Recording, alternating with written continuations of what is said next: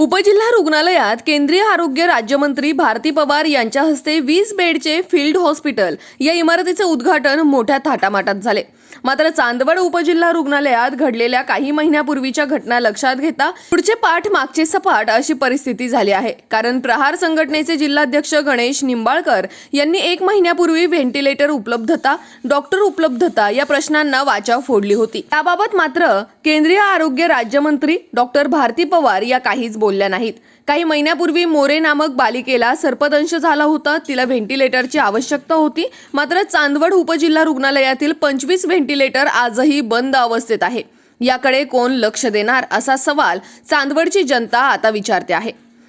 Trauma care centre आजही बंद अवस्थेत आहे। या ठिकाणची मालकी आता मोकाट कुत्र्यांनी घेतली असून या ठिकाणी अजूनही स्पेशालिस्ट डॉक्टर उपलब्ध होत नाहीत। अशी अवस्था रुग्णालयाची असताना 20 बेडची इमारत बांधली खरी, मात्र डॉक्टर उपलब्ध होतील का व वेळेवर रुग्णांचे प्राण वाचतील का असा प्रश्न नागरिकांना पडलाय। केंद्रीय आरोग्य राज्यमंत्री डॉक्टर भारती पवार यांनी मागील 30 ते 35 वर्षात आरोग्य विभागात किती बेडची उपलब्धता झाली व या 2 वर्षात मंत्री महोदयांच्या काळात किती बेडची उपलब्धता झाली या संदर्भात सांगितले। परंतु सदर हॉस्पिटलमध्ये किती डॉक्टर्स या ठिकाणी वाढवले हाच एक संशोधनाचा भाग आहे। फक्त बेडची संख्या वाढवून व बिल्डिंग बांधून काहीच उपयोग नाही। या ठिकाणी डॉक्टरांची संख्या सुद्धा वाढवली पाहिजे, तेव्हाच कुठे आपल्या मतदारसंघातील नागरिकांचे आरोग्य तसेच या शासकीय रुग्णालयांचा दर्जा सुधारेल। एकच डॉक्टर सलग 7 दिवस सेवा कशी देईल याचे उत्तर स्वतः डॉक्टर असलेल्या केंद्रीय आरोग्य राज्यमंत्र्यांनी द्यावे।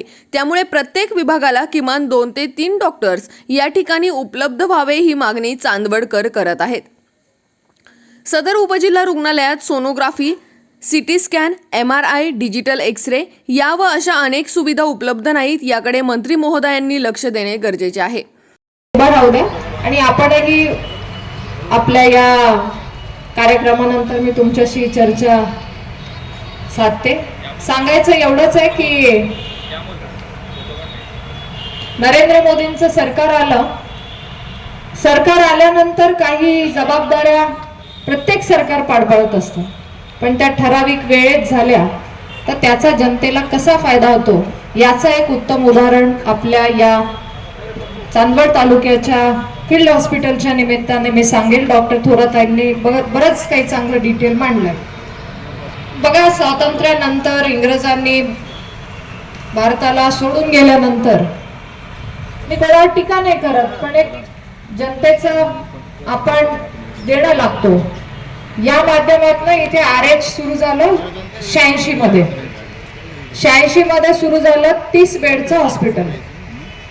त्यानंतर 2005 मध्ये हे SDH झालं, सब डिस्ट्रिक्ट हॉस्पिटल, 50 बेड म्हणजे झाले 80 बेड। तुम्ही सगळे माझ्या बरोबर जरा माझं गणित पण करेक्ट करा चुकत असेल। त्यानंतर थोरात साहेबांच्या माध्यमातून सूचनाही दिल्या होत्या, यावर तात्काळ निर्देश द्यावे। आणि थोडासा विषय असा होता की इथे स्टाफ कमी आहे। त्या स्टाफ कमी असण्याच्या बाबतीत आम्ही देखील सांगितलं की इथनं मागणी करावं PIP मध्ये राज्याकडून केंद्र सरकारकडे आपण त्याला मंजुरी देखील देऊ। तरी देखील जो स्टाफ आहे त्या माध्यमातून इथे सुविधा द्याव्यात। आणि त्या बाबतीमध्ये आम्ही सुद्धा वेळोवेळी आढावे घेतो की इथली OPD बरीच हेवी आहे, खूप जास्त आहे। आता OPD दररोज बघितली तर जवळपास 500-600ची इथे OPD आहे। IPDची पण जे पेशंट ॲडमिट राहतात ते 20 ते 25 आहे, म्हणजे हे रोजचं आहे। प्रसूतीची संख्या जर दरमहा बघितली तर ते 50 ते 60 आहे। या सगळ्या इथे सुविधा देण्यासाठी हे हॉस्पिटलचं काम चालू आहे। सिझेरियन सेक्शनसुद्धा इथे होतात, नॉर्मल डिलिव्हरीजचं पण प्रमाण जास्त आहे। आणि इथे प्रधानमंत्री जन आरोग्याच्या माध्यमातूनही जास्तीत जास्त काम करावं अशा सूचना दिलेल्या आहेत, जेणेकरून पेशंटला मदत होईल आणि खर्च कमी होईल। यासाठी आपण वेगवेगळ्या टेस्ट असतील, 72 प्रकारच्या टेस्ट इथे फ्री करून मिळतात। त्याचबरोबर 500 जवळपास 550 प्रकारची औषधं इथे फ्री मिळतात। यासाठी जनजागर करावा, तिथे बॅनर बोर्ड लावावे आणि त्या माध्यमातून लोकांना आपण ही सेवा देण्यासाठी कटिबद्ध आहोत। ही सेवा दिली गेली पाहिजे। आपल्याच माध्यमातून ती तक्रार आली होती, त्यानंतर इथलं काम सुरू झालेलं आहे, परंतु स्टाफ कुठेतरी थोडा कमी पडतोय। म्हणून काही प्रमाणात ट्रॉमा केअरला पूर्णपणे तिथे वेगळी व्यवस्था असली पाहिजे, परंतु आपलं हॉस्पिटल आणि ट्रॉमा केअर हे दोन्ही इथलीच यंत्रणा सांभाळते आहे आणि आज आपण जे फील्ड हॉस्पिटलचं इथे 20 बेडचे फील्ड हॉस्पिटलची निर्मिती केली. जवळपास 91 लाखचा निधी त्याला मंजूर झाला होता आणि कोरोनाच्या संकटानंतर आपण बघितलं की आपल्याला एखादं अचानक कुठलंही इन्फेक्शन आलं तर कशी गरज पडते आणि त्यासाठी ही 20 बेडची इमर्जन्सी सुविधा ज्याच्यामध्ये अद्ययावत ICU सारखे ऑक्सिजनची व्यवस्था आहे. ऑक्सिजन असलेले बेड इथे उपलब्ध आहेत जेणेकरून पेशंटला आणि कुठल्याही परिस्थितीमध्ये अडचण आली तर ती बेडची. नागरिकांचं म्हणणं आहे इथं नुसतं उद्घाटनच करतात, तिथं सोयी मिळेल का असं त्यांच्या नागरिकांची चर्चा आहे. नाही, नागरिकांचं मागणीच होती माझ्याकडे.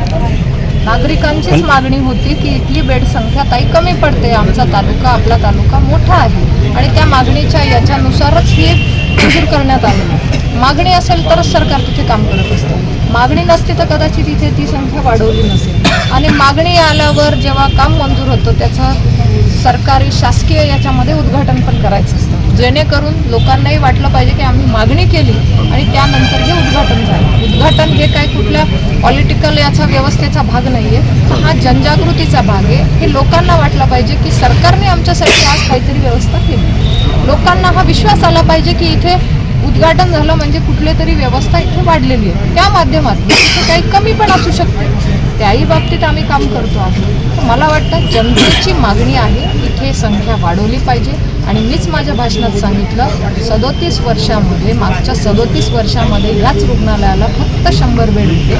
गेल्या 2 ते 3 वर्षात तिथले 105ची संख्या बेडची वाढवली आहे 100 व्यतिरिक्त. हा रिझल्ट आहे. हा कदाचित मोदी सरकारच्या गव्हर्नमेंटचा हा रिझल्ट असू शकतो. हा चांगला रिझल्ट आहे, लोकांना आवडणारा रिझल्ट आहे. ईज ऑफ डुईंगमध्ये सरकार काम करते. पेशंटला सुविधा मिळाव्या म्हणून आज टेलिकन्सल्टेशनसारखी व्यवस्था पुढे येते. या बाबतीत लोकांचा आग्रह आहे आणि कदाचित लोकांना अपेक्षित आहे अशी व्यवस्था इथे उभं करण्यासाठी आम्ही काम करतोय आणि आमचं तर कर्तव्यच आहे. आणि ज्या विश्वासाने जनतेने आम्हाला निवडून दिले, मला वाटतं आम्ही जर काम नाही केलं तर आम्हालाही पुढे भविष्यात विचारणा होईल की नेमकं तुम्ही एक नारळ पण नाही फोडला, नाही उद्घाटन पण नाही केलं. तर हा आमच्यासाठी आनंदाचा क्षण आहे आणि आपण म्हणाला तसं नक्की तक्रारी बरोबर आहे. तक्रारी येतात त्या दृष्टीने आम्हीही वारंवार इथे कळवतो आणि लोकांना चांगली आरोग्याची सुविधा मिळावी हा आमचा हेतू आहे. यासाठी राज्य सरकार केंद्र सरकार कटिबद्ध आहे आणि ती प्राथमिकता आमची नेहमीच राहणार आहे आरोग्याची. मॅडम आरक्षणासंदर्भात तुम्ही काय सांगाल? या बाबतीत माननीय मुख्यमंत्री महोदयांनी पत्रकार परिषद घेऊन एकदम व्यवस्थित डिटेल सांगितलेलं आहे. नक्कीच राज्य राष्ट्र सह्याद्री न्यूजसाठी प्रतिनिधी सुनील सोनवणे, चांदवड.